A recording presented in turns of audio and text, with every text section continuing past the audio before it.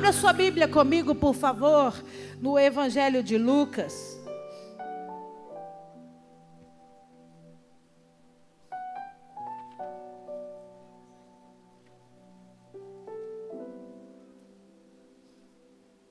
Evangelho de Lucas, capítulo 19.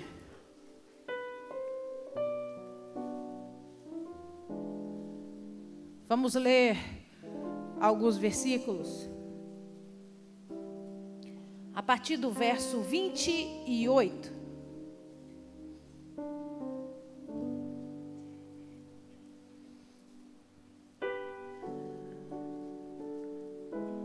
Você achou? Diga amém. Lucas, capítulo 19, a partir do verso 28. Assim diz o Senhor para nós essa noite. E dito isso, prosseguia Jesus subindo para Jerusalém. Ora, aconteceu que ao aproximar-se de Betfagé e de Betânia, junto ao Monte das Oliveiras, enviou 2 dos seus discípulos, e dizendo-lhes: Ide à aldeia fronteira, e ali, ao entrardes, acharei preso um jumentinho, que jamais homem algum montou. Soltai-o e trazei-o. Se alguém vos perguntar por que o soltais, respondereis assim: porque o Senhor precisa dele. E indo os que foram mandados, acharam-se, segundo lhes dissera Jesus.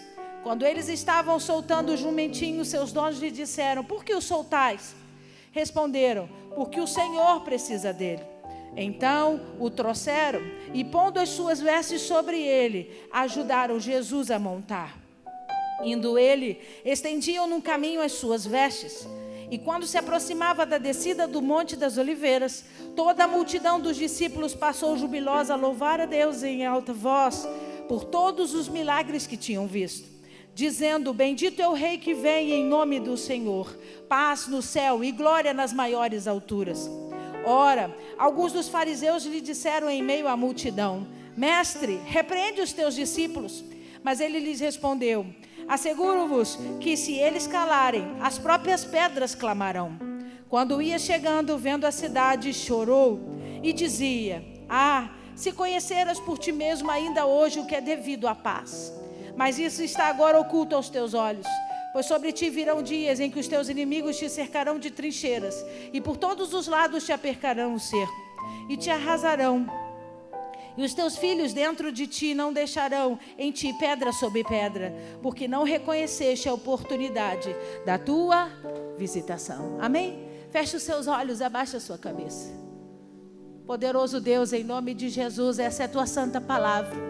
Estamos aqui nessa noite reunidos para entender quão importante foi esse dia na sua vida e na sua história. Por isso eu me coloco atrás da cruz de Cristo, a sombra do Onipotente. Eu te peço, Senhor, toma esse altar que é Deus de honra e direito, ministra sobre nós, para a glória do teu nome, em nome de Jesus. Amém, amém, amém. Você pode aplaudir ao Senhor? Louvado seja o nome de Jesus. A Bíblia fala para nós que o primeiro versículo deixa claro que Jesus está fazendo uma caminhada de subida.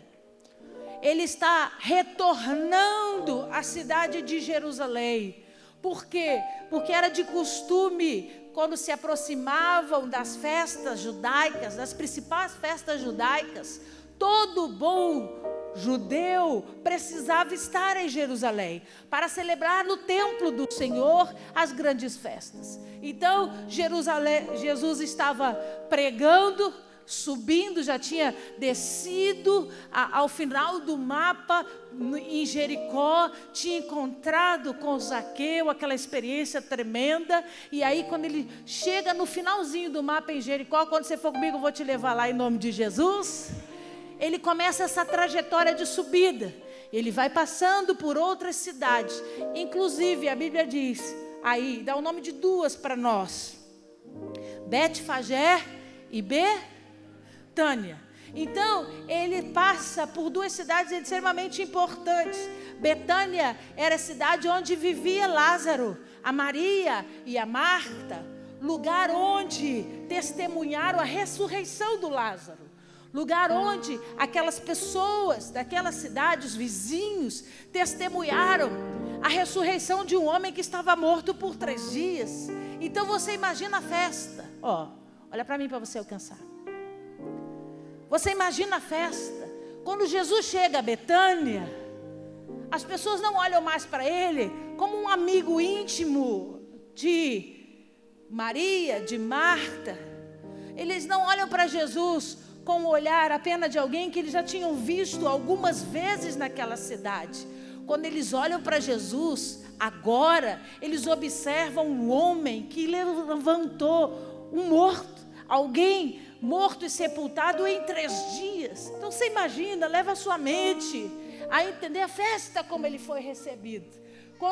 Quando eles veem Jesus entrando em Betânia, a festa que eles fazem: Lázaro, Jesus está aí, aquele que te ressuscitou. Celebraremos com alegria e júbilo essa experiência de estar no meio desse homem com tanto poder e autoridade. E aí Jesus passa por Betânia, na subida a Jerusalém, e já pelo caminho começa a receber acompanhamento da multidão. As pessoas também com o destino a Jerusalém, as pessoas também com o destino de adorar a Deus no templo para a grande festa judaica da Páscoa, começam e aproveitam que Jesus está indo e o seguem.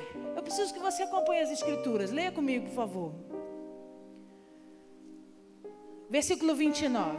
Ora, aconteceu que, ao aproximar-se de Betfagé e de Betânia, junto ao Monte das Oliveiras, enviou 2 de seus discípulos, dizendo: Ide à aldeia fronteira, e ali, ao entrardes, acharei preso um jumentinho, que jamais homem algum montou. Soltai-o e o trazei. Se alguém vos perguntar por que o soltais, respondereis assim: porque o Senhor precisa. Então, quando ele chega em Betânia, ele chama 2 discípulos e diz assim: eu preciso de um favor. Desce aqui, por essa estradinha aqui, você vai encontrar um vilarejo mais aqui abaixo. Nesse vilarejo, você procura e você vai encontrar um jumentinho que nunca foi montado. Eu preciso dele, traz ele para mim. Aí Jesus antecipa a pergunta, porque certamente os discípulos vão dizer: como é que eu posso pegar o que não é nosso? Isso vai dar problema para o Senhor. Aí ele se antecipa e diz assim: se alguém perguntar alguma coisa, você vai dizer que o Senhor precisa dele. A expressão Senhor, na sua Bíblia está com letra minúscula ou maiúscula? Leia aí. Maiúscula. Então olha o que Jesus disse: pega emprestado, mas diz que o Messias pediu. Diga assim, o Messias precisa dele. O esperado precisa dele. Porque qual era o Senhor de tamanha importância que alguém emprestaria um bem próprio e pessoal sem questionamento, a não ser de que fosse alguém esperado por ele a vida toda? Você está me acompanhando? Alguém que ele estivesse esperando a vida toda. Então os discípulos chegaram perto desse homem e disse assim: por que vocês estão levando meu jumento? Para onde é que vocês estão levando isso? Aí eles disseram assim: nós viemos buscar porque o Messias pediu.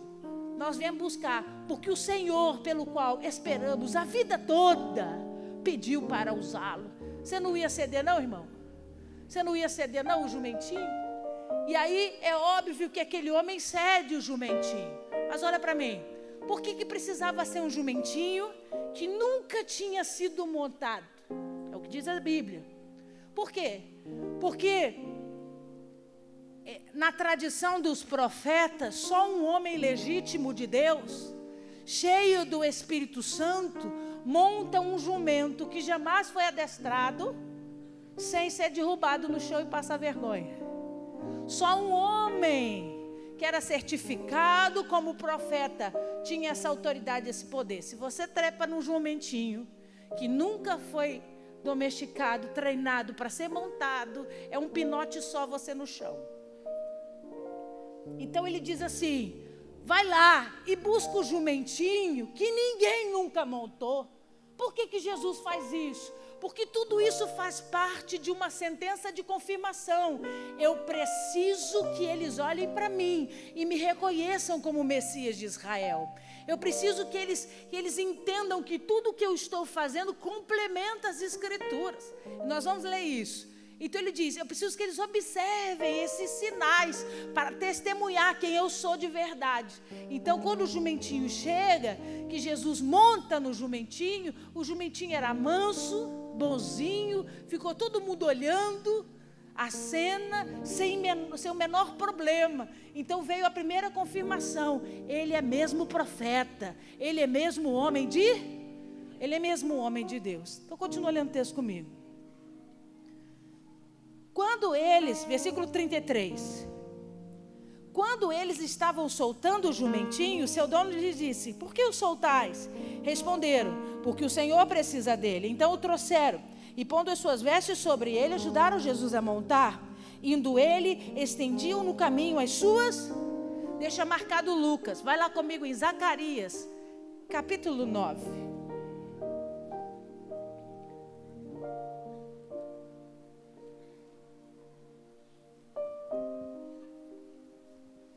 Zacarias 9, verso 9.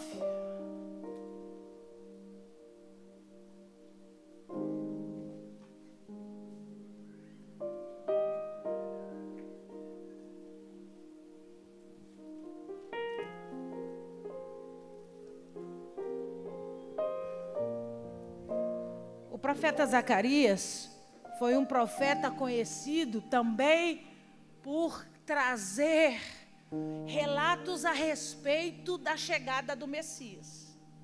Ele dá essa referência poderosa que nós vamos ler agora, Zacarias capítulo 9, verso 9, e depois a segunda mais importante revelação no capítulo 14, que é quando ele fala do retorno do Messias, né? Que é quando ele diz que Jesus vai pisar os pés no alto do Monte das Oliveiras e vai entrar pela porta que hoje está fechada. Levanta sua mão que eu vou profetizar na autoridade do nome de Jesus, porque nenhuma das suas palavras se passaram em vão. Tudo se cumprirá consoante a boa, perfeita e agradável vontade do Deus vivo. Aleluia. Então, ele estava habilitado por Deus para sinalizar tempos, para que os estudiosos da palavra, e principalmente os judeus, tivessem a habilidade para reconhecê-lo quando ele o viesse. Não foi diferente. Leia aí, capítulo 9, verso 9. Olha o que ele diz. Alegra-te muito, ó filha de Sião, exulta, ó filha de Jerusalém, eis aí te veio o teu rei, justo e salvador, humilde, montado em jumento, num jumentinho, cria de jumento. Então observa que o profeta Zacarias, muitos anos antes da cena de Jesus acontecer, profetizou que o Salvador, o Messias, teria a experiência de entrar por Jerusalém, montado num jumentinho. E observa o texto, ele diz, alegra-te, filha de Sião. Então ele deixa claro que era um momento de festa, era um momento de regozijo. Você está aí? Então, quando Jesus disse para os discípulos, vai lá e busca o jumentinho, era necessário, não foi coincidência. Era necessário para que se cumprisse as Escrituras. Porque todo bom homem que conhece a palavra, todo bom judeu que conhecia a palavra ia dizer, essa cena que eu estou vendo com meus olhos foi descrita pelo profeta Zacarias. Está se confirmando algo profético sobre nós nesse dia. Então continua lendo comigo, volta lá para Lucas.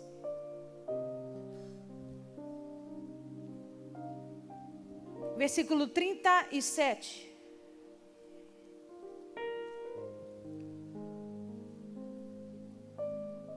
Lucas 19, verso 37. E quando se aproximava da descida do Monte das Oliveiras, toda a multidão dos discípulos passou, jubilosa, a louvar a Deus em alta voz, por todos os milagres que tinham visto, dizendo, bendito é o Rei que vem em nome do Senhor, paz no céu e glória nas maiores alturas. Então olha aqui para mim. Muitos dos salmos que você conhece são chamados de cântico de romagem. Pastor, o que é isso? hinos que eram cantados exatamente nessa experiência de subir a Jerusalém para a celebração de grandes festas. Cânticos de romagem. Então eles se uniam, dificilmente faziam isso sozinho, eles se uniam e enquanto subiam, porque Jerusalém é a parte mais alta da nação de Israel, enquanto eles iam subindo as montanhas, esse caminho, eles cantavam hinos de adoração e louvor ao nome do Senhor. Então, todo esse caminho feito por Jesus, da subida de Betânia até Jerusalém, foi muito envolvido debaixo de cânticos, de celebração, de adoração ao nosso Deus. Aí a Bíblia diz que ele chega no alto da montanha e se prepara para começar a descer. Quando você for comigo a Jerusalém, eu vou te mostrar exatamente essa estrada por onde Jesus fez esse caminho e qual foi a vista que ele viu, onde que ele parou, onde que começa a descida. Amanhã eu vou publicar essas fotos para você acompanhar e ter noção como que realmente foi isso. Mas eu preciso que você observe as Escrituras. Olha o que diz a Santa Palavra. Quando se aproximava da descida do Monte das Oliveiras, toda a multidão dos. Então olha para mim. Eu falei para você que uma multidão seguiu Jesus e começou a seguir Jesus desde Jericó. Mas quando chega a Betânia, o grupo que entra é um grupo animado. Por quê? Porque tem pouco tempo que experimentaram de uma ressurreição poderosa e milagrosa. Aquilo estava fresquinho na mente deles. Então o cântico era de muita alegria. Então eles se unem a esse cortejo, onde já estavam com Jesus os discípulos dele. E começa essa subida para Jerusalém. E quando eles chegam a Jerusalém, no ápice dessa viagem, para completar o destino de Jesus, a semana onde tudo aconteceria, nesse ápice de louvor e adoração, a Bíblia traz um detalhe muito importante para nós. A Bíblia diz assim: a multidão dos discípulos passou jubilosa a louvar a Deus em alta voz por todos os milagres que tinham. Então presta atenção, não era um canto glória, glória, glória a Jesus. Não era um canto por cantar. Quando os discípulos chegam a Jerusalém, para quem conviveu com Jesus durante 3 anos, todos os dias, cumprindo a palavra, debaixo de ordenança, ensinando, curando, trazendo libertação, quando chega a Jerusalém, para o cumprimento dessa festa poderosa que é a Páscoa, o sentimento foi tomado de uma forma diferenciada. O coração foi cheio de um sentimento chamado gratidão. Eles começam a adorar diferente. É a adoração que não sai da boca, é o canto que vem da alma, é o canto que rasga no espírito, é aquele que canta que a lágrima corre, que você quer cantar mais do que a sua voz pode cantar. É um canto onde você diz: eu preciso dizer, não só com a minha boca, mas com a minha alma, com o meu sentimento, com a minha adoração verdadeira. Eu sei quem Ele é, eu sei tudo que Ele fez, eu sei quão grande e poderoso é estar na presença dEle. O meu canto é diferente, a minha voz adora diferente, porque eu não estou cantando para Ele, eu estou com Ele o adorando.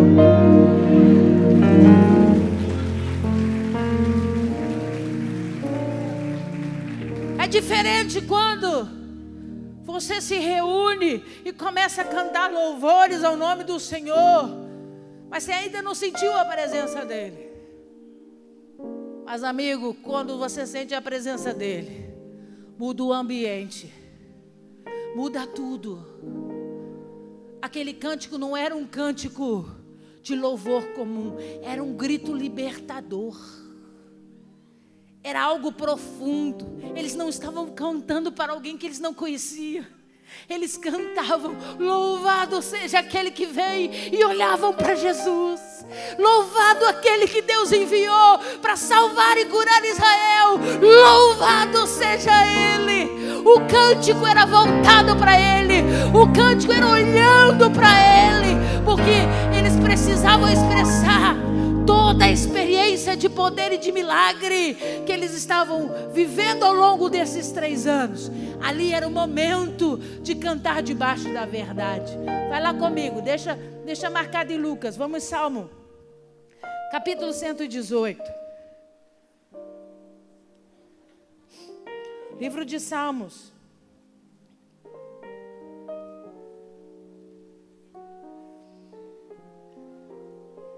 Capítulo 118.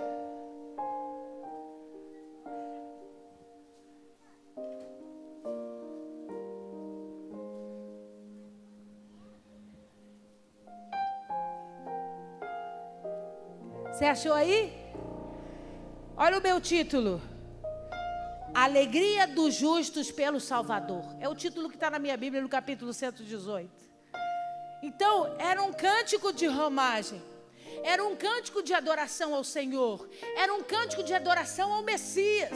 A expectativa da chegada do Messias. Por todos os anos eles adoravam o Senhor, cantando esses cânticos, porque desejavam encontrar um dia com Ele. Só que nesse ano foi totalmente diferente. Eles não cantavam na expectativa de encontrá-lo. Ele estava no meio deles. Não foi igual a todos os outros anos. Religiosamente eles subiam a Jerusalém para adorar ao Senhor no templo. Esse ano o Messias estava com eles. Nesse ano o Senhor, porque tanto tempo eles buscavam, estava com eles. Observa o cântico que era cantado. Versículo 25. Ó, salva-nos, Senhor, nós te pedimos. Ó Senhor, concede-nos prosperidade. Bendito que veio em nome do Senhor. A vós outros da casa do Senhor, nós vos abençoamos.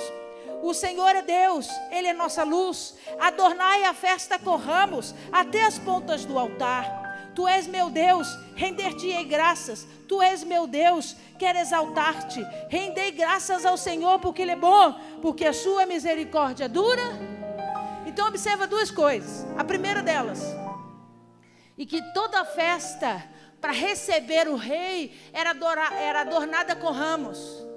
É por isso que quando o rei Davi chegava a Jerusalém, as pessoas o recebiam com ramos. Tinha uma grande celebração, uma grande festa, porque essa era a forma de celebrar a chegada de uma autoridade real. Então, era de costume, toda vez que o rei vinha, toda vez que o rei se aproximava para as festividades, o povo adorava o rei, celebrava a presença dessa autoridade com ramos.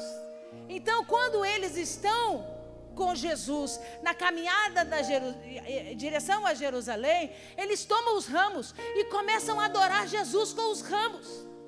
E qual que é o problema disso? O problema disso é que quem conhece a doutrina e a cultura entendeu quem é o rei que está entre eles.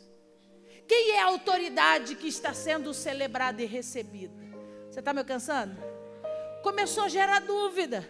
O que é que eles estão celebrando? A chegada de quem? E aí o texto deixa claro, a expressão falada. Eles diziam, versículo 25, ó, salva-nos, Senhor, nós te pedimos. Hosana, a palavra que você repete na adoração, Hosana nas maiores alturas.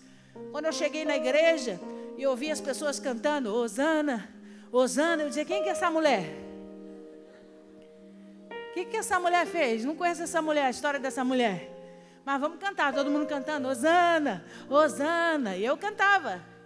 A expressão Hosana em hebraico significa salva-nos agora. É uma expressão de salvação, a busca pelo Messias, a busca pelo Salvador. Então, quando eles, olha a confusão. Eles pegam os ramos, começam a cantar, celebrando um rei. E começam a cantar com a sua boca, Hosana, Hosana nas maiores alturas, bendito aquele que veio em nome do Senhor. Amigo, deu uma confusão danada. Por quê? Porque ele veio montado num jumento que era sinal de ser profeta. A multidão adorava com ramos como quem recebe o rei. E o povo clama Rosana como quem sauda o Messias e o Salvador. Só não entendeu quem não creu. Só não alcançou quem não tinha coração para entender. Os sinais estavam se anunciando. Ele era o profeta, ele era o rei e ele era o Messias de Israel, estabelecido pelo Deus vivo.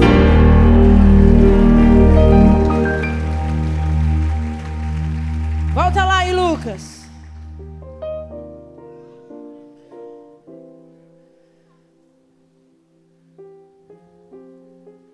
Versículo 38. Bendito é o rei que vem em nome do Senhor. Paz no céu e glória nas maiores alturas. Nós estamos celebrando com alegria. O rei está no nosso meio. O Salvador está no nosso meio. O profeta de Israel, que detém a palavra do reino, está no nosso meio. Nosso cântico nunca mais será igual. Eu não canto para ele ouvi-lo. Ele ouve porque está no meio de nós. Oh, louvado seja o nome de Jesus. Acontece. Leia aí comigo, versículo 39. Ora, alguns dos fariseus lhe disseram em meio à multidão: Mestre, repreende os teus. Vou falar. Toda vez que alguém não alcança a adoração no Espírito, ele tenta calá-la.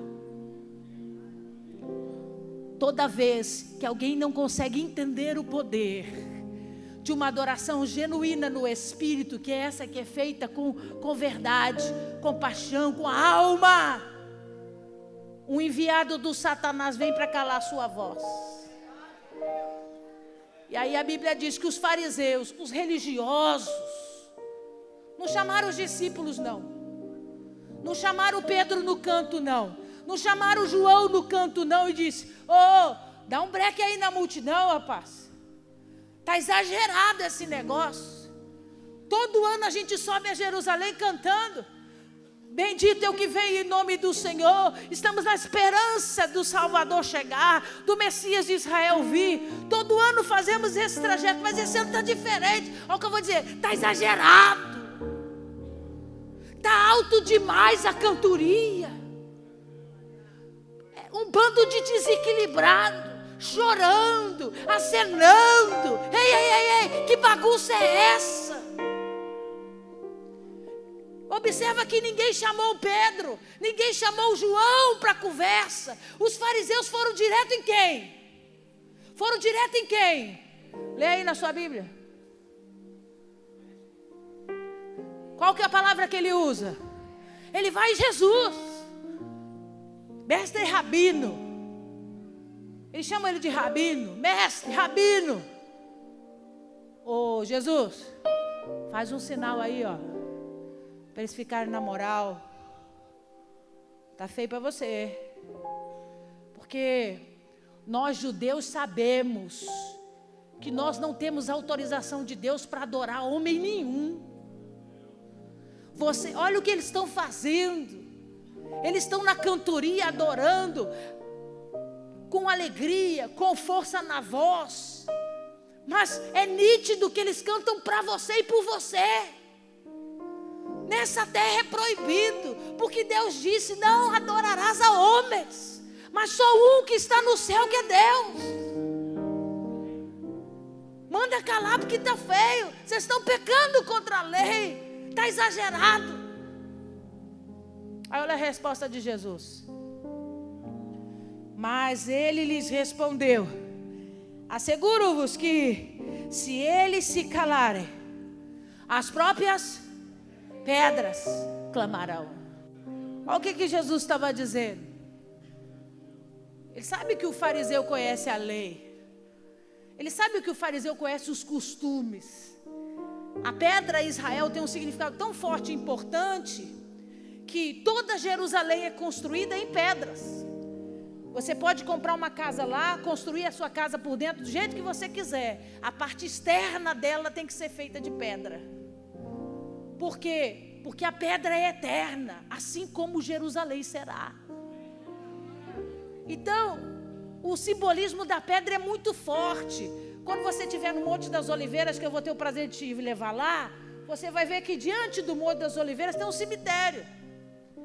E onde estão as campas desses mortos, sobre elas não tem flores, como tem nos nossos cemitérios.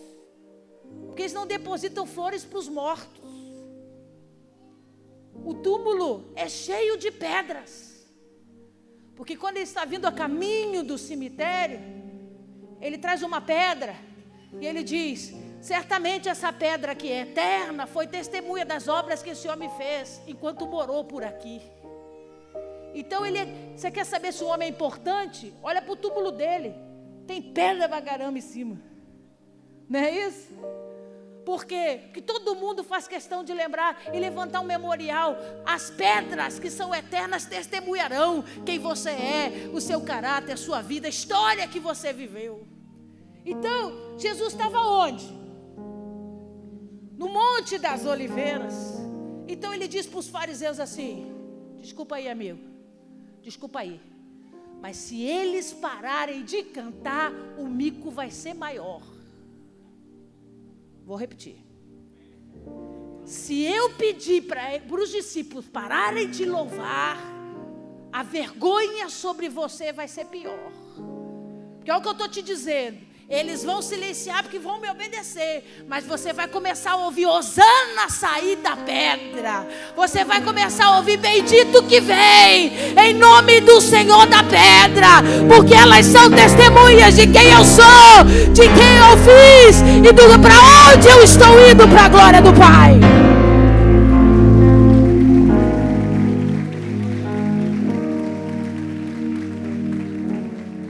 Deixa eu dizer uma coisa para você. O mundo passou mais de 2000 anos, mas a história nunca muda. Quando você entra num processo de celebrar o teu Deus verdadeiramente, e você de forma espontânea coloca a tua lágrima, coloca a força da tua voz, você quer cantar, você quer louvar o teu Deus, o que está do teu lado que não entende, te discrimina. O que está do teu lado que não entende a razão da tua adoração diz: é tudo menino, né? Eu tenho alguns anos a mais na presença do Senhor e eu aprendi a adorar aqui, ó. Deixa eu te dizer uma coisa. Você fala isso porque Ele não está aqui. Você sabe que Ele está no Espírito, mas Ele não está aqui fisicamente, de carne e osso. Porque qual seria a tua adoração se você pudesse vê-lo aqui nesse lugar essa noite? Qual seria o seu comportamento se os seus olhos espirituais abrissem e você visse Ele aqui e agora? Você ia ficar sentadinho aí na sua cadeira balançando a cabeça? Ou você ia levantar daí e não perder a oportunidade de dizer a Ele o quão grande você é grato, o quanto você quer estar perto dEle, ouvindo a sua voz e sentindo a direção da sua voz. Eles estavam com Ele. E aquilo começa a incomodar o fariseu. Diz: está demais esse negócio, vamos ficar quieto aí. E ele diz: se eu mandar eles calarem, as pedras vão falar. Porque com grande alegria daqueles que podem conviver com o noivo enquanto ele está aqui. Porque vai chegar o momento que o noivo será retirado. Alegria agora. O momento de celebrar é agora que eu estou no meio deles. Vai lá comigo no livro de Mateus, capítulo 21.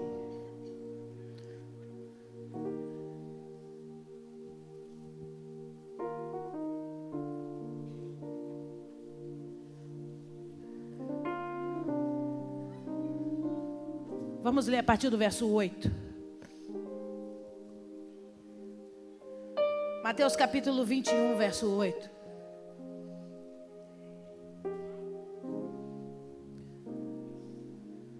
Você achou? Diga amém.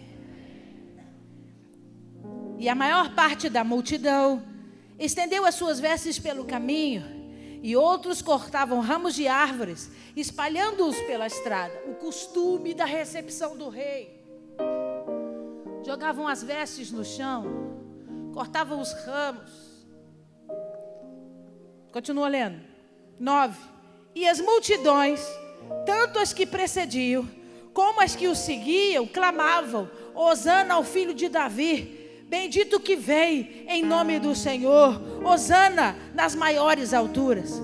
Então observa que o capítulo de Mateus deixa claro que essa comitiva da multidão era dividida em duas partes. A primeira parte estava à frente dele. E o texto de Lucas que você leu diz que era a multidão dos discípulos. Por isso que incomodou tanto aos fariseus, porque vinha na frente, estava puxando a comitiva. Jesus, e depois vinha uma outra multidão atrás dele, também cantando Hosana ao Filho de Deus, também louvando e engrandecendo ao nome do Senhor. Mas eu preciso fazer você entender essa noite, essa multidão não está dividida à toa. A multidão que vinha atrás de Jesus, louvando e engrandecendo o nome do Senhor, fazia isso como de costume todos os anos. Todos os anos eles subiam a Jerusalém para celebrar. Era a semana da Páscoa. E celebravam e cantavam Hosana, declarando o desejo dos seus corações de receber o Senhor, o Messias de Israel.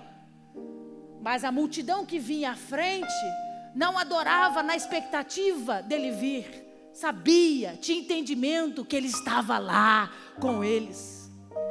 A multidão que precedia, que vinha na frente, tinha sabedoria, experiência e entendimento que ele estava no meio deles.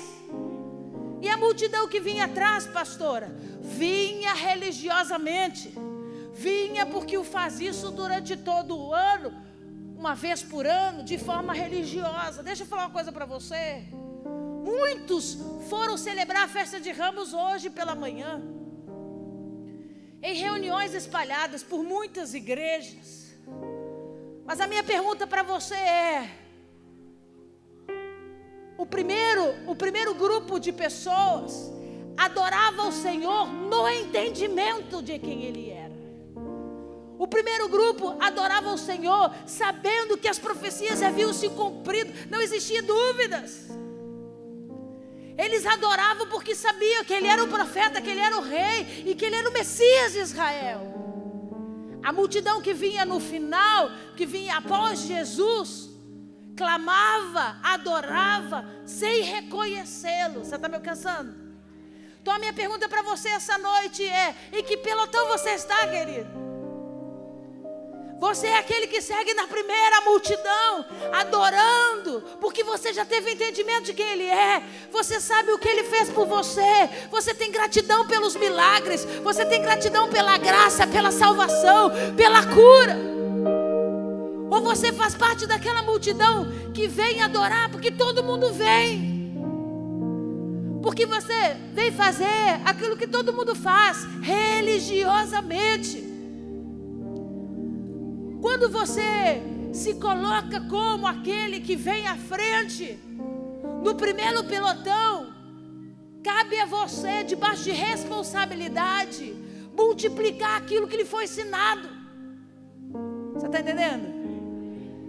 Então, não é só cantar com a alma e com o espírito, é anunciar. Ele é profeta, Ele é rei, Ele é o Messias. Ele é profeta, Ele é rei, Ele é o Messias. Não tem outro Senhor sobre a terra, só Ele é. Ele é o caminho, a verdade e a vida. Não tem outro. Nós esperávamos por Ele e Ele veio. Agora nós esperamos a volta dEle, porque ninguém sentará à direita do trono do Pai, a não ser Ele, dotado de poder e autoridade, no nome de Jesus. Aplauda ao Senhor.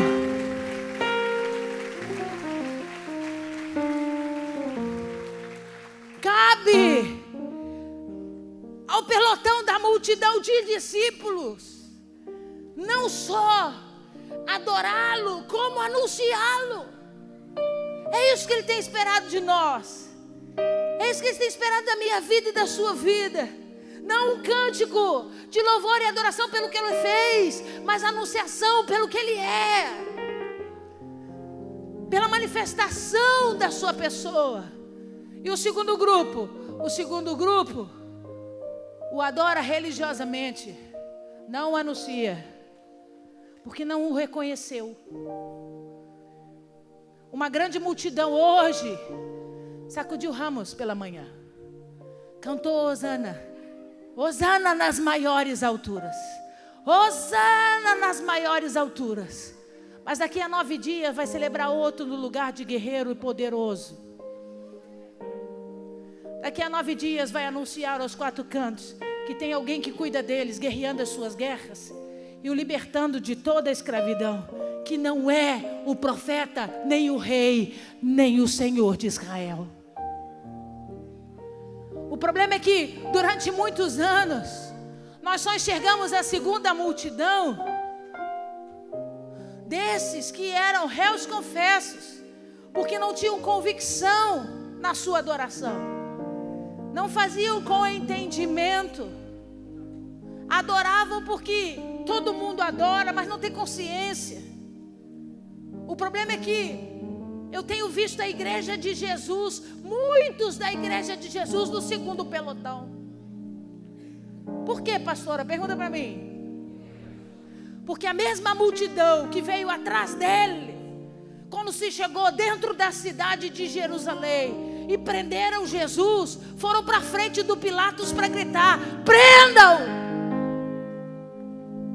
Porque ele não é aquele que nós achávamos que ele era, porque ele não está nos formatos que nós desejamos, porque nós esperávamos alguém que viria montado num cavalo, um homem de guerra, ou alguém que viria montado em carruagens, mostrando fortaleza e poder.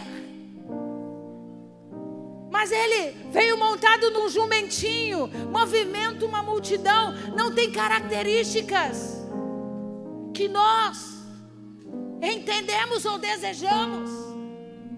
Deixa eu dizer uma coisa para você, crente, nessa noite. Na autoridade do nome de Jesus, eu não sei você, mas eu vou sacudir esse ramo essa noite. E eu vou adorar a Hosana, porque eu tenho convicção dentro de mim de quem Ele é. Nenhum outro rouba a adoração de Jesus da minha boca e da minha alma. O problema é que eu estou disposta a declarar isso aos 4 cantos. Eu estou disposta a dizer isso a todos que vierem e desejarem saber. Porque eu não me envergonho do Evangelho e não me envergonho da pessoa de Jesus Cristo. Mas eu preciso aprender a não negá-lo também. Eu preciso aprender a não sacudir ramos e louvá-lo, cantar com a minha boca. Mas quando o discurso dele não se adequa à vida que eu quero levar, eu digo: eu não conheço. Se vão levar ele preso, o que vão fazer dele, eu não quero saber, eu não tenho parte nem responsabilidade com isso. Porque eu escolhi viver a minha vida. E a pregação dele, o discurso dele vem em confronto àquilo que eu quero fazer de mim e da minha história. Você está aí? Aí desculpa, amigo, desculpa, porque aí não vale sacudir o ramo. Aí não vale cantar Hosana, aí não vale declarar que Ele é o Senhor, se você não tem entendimento e maturidade de aceitar os seus discursos e deixá-lo transformar a sua vida. O nome disso é hipocrisia. Eu preciso entender que se eu estou no primeiro pelotão e eu adoro porque eu sei quem Ele é, eu adoro porque eu tenho convicção da minha fé, eu não vou negar os seus ensinamentos, eu não posso negar as suas verdades, eu não posso negar aquilo que Ele deixou como herança para a minha vida. Toda vez que eu faço isso, eu fico mais parecido com o segundo pelotão do que com o primeiro. Você está aí? Por que a senhora está dizendo isso? Porque quando levaram Jesus preso para a Fortaleza Antônia, e diante de Pilatos, olharam para o ladrão e disseram para aqueles judeus que estavam lá: Quem vocês querem que solte? Barrabás ou Jesus? A multidão grita o quê? Barrabás. A multidão grita Barrabás. A palavra Barrabás, o prefixo bar é filho. E o sufixo aba é pai. Então eles estavam dizendo: eu quero que você solte o filho do pai dessa terra e leve cativo o filho do pai celeste, porque eu prefiro ter parte com as coisas dessa terra do que ter aliança com aquele que rege o reino de Deus.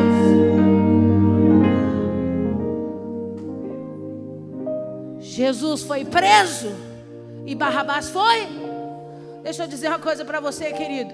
Na autoridade do nome de Jesus não mudou muito não. Porque se colocarem o mundo e Jesus numa balança, os crentes vão continuar confessando com as suas bocas que preferem o mundo do que a Cristo. É por isso que tem mais crente fora da igreja do que dentro da igreja. Porque de forma religiosa já sacudiram ramos muitas vezes. De forma religiosa já cantaram com seus lábios, já carregaram camisas no seu peito dizendo: Jesus é o amor da minha vida. Mas na hora que tem que escolher o filho dessa terra ou o filho que reina, eles escolhem o mundo. Vira para esse irmão que está do seu lado e diga para ele: e você? Você prefere Barrabás, o ladrão ou Jesus? Pastora, por que nós estamos aqui essa noite? Porque hoje nós celebramos Domingos de Ramos. Hoje nós celebramos o último dia que Jesus viu Jerusalém. E eu posso falar isso para quem já esteve lá. Você que nunca foi, talvez você não alcance as minhas palavras, mas quem já foi a Jerusalém tem um sentimento de saudade que não é explicado nessa língua nem nessa terra. Um sentimento de saudade que toma nossa alma e nosso coração. Quando diz assim: nós não vamos subir a Jerusalém esse ano, o coração aperta. Porque a gente tem saudade de olhar para aquele lugar. Tem saudade de andar pelas ruas. Tem saudade de sentir a presença do Espírito lá. Imagina Jesus. A última vez que ele entrou em Jerusalém foi no domingo de Ramos. E agora, sentado à direita do Pai, ele conta os dias para voltar para lá. Voltar para lá e mostrar para as pessoas que o ladrão é que tem que ficar preso. Aquele que rege a vida tem que sentar no trono e governar para sempre. Acompanhe o que diz a Escritura. Volta lá para Lucas e eu vou terminar. Versículo 41.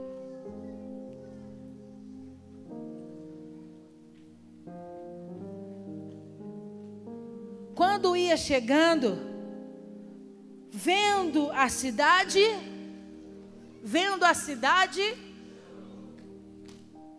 por que ele chora?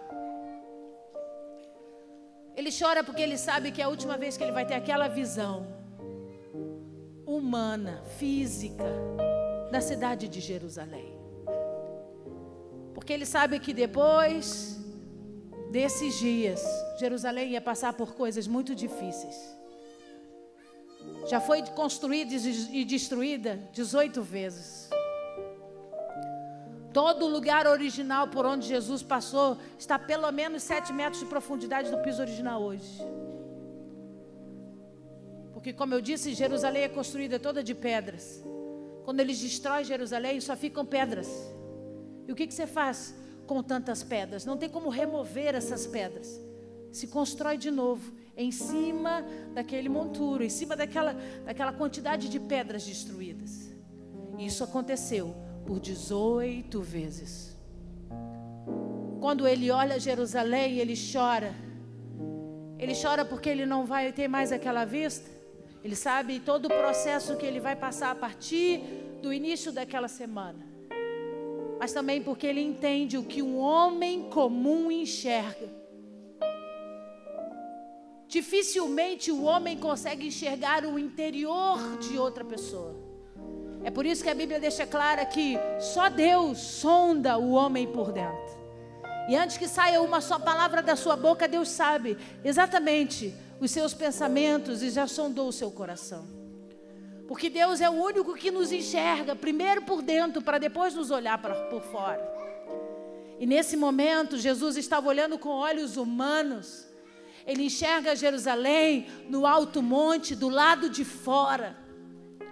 E ele chora porque ele diz: como homem, eu estou enxergando como eles enxergam.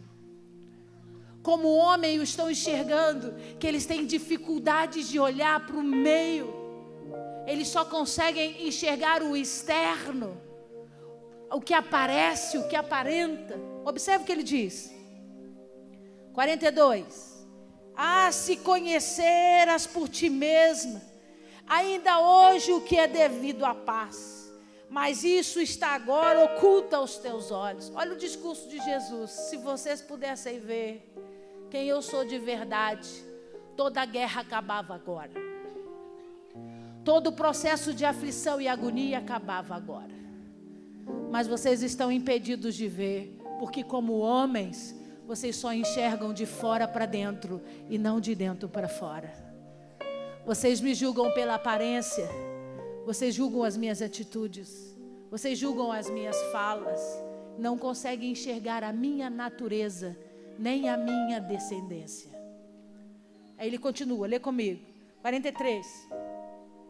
Pois sobre ti virão dias em que os teus inimigos te cercarão de trincheiras e por todos os lados te apertarão o cerco e te arrasarão, e os teus filhos dentro de ti não deixarão em ti pedra sobre pedra, porque não reconheceste a oportunidade da tua visitação. Ele diz: porque eu passei por aqui e vocês não me enxergaram como deveriam me enxergar. Vocês vão passar por um tempo de lutas, de guerras, onde as construções que vocês tentarem fazer serão todas destruídas, e os seus filhos vão passar por isso também. Ele deixa claro que uma maldição foi instituída por causa do coração endurecido. Amigo, na autoridade do nome de Jesus, que você passe a ter um sentimento de oração pela sua casa, pela sua família. Que você ore por aqueles que ainda não aceitaram, não conseguiram enxergar Cristo como quem Ele verdadeiramente é. Porque todo aquele que não enxerga Cristo como quem Ele verdadeiramente é, sofre destruição. Sofre as maldades desse mundo e dessa terra. Ele está dizendo: eu não quero isso para vocês. Eu não queria isso para sua casa e para sua família. Eu queria que vocês tivessem contemplado a paz, por terem me enxergado, por terem visto em mim quem eu sou de verdade. Mas os seus olhos estão impedidos de ver. O que ele está dizendo? Tem obstáculo roubando você da verdade, roubando você da experiência e do encontro com a verdade. Põe a mão no seu coração essa noite e diga comigo: Senhor Jesus, eu reconheço o Senhor como o Senhor da minha vida. Toma a minha vida, a direção dos meus caminhos, e ministra a vida em mim, para a glória do teu nome, em nome de Jesus. Amém. Amém.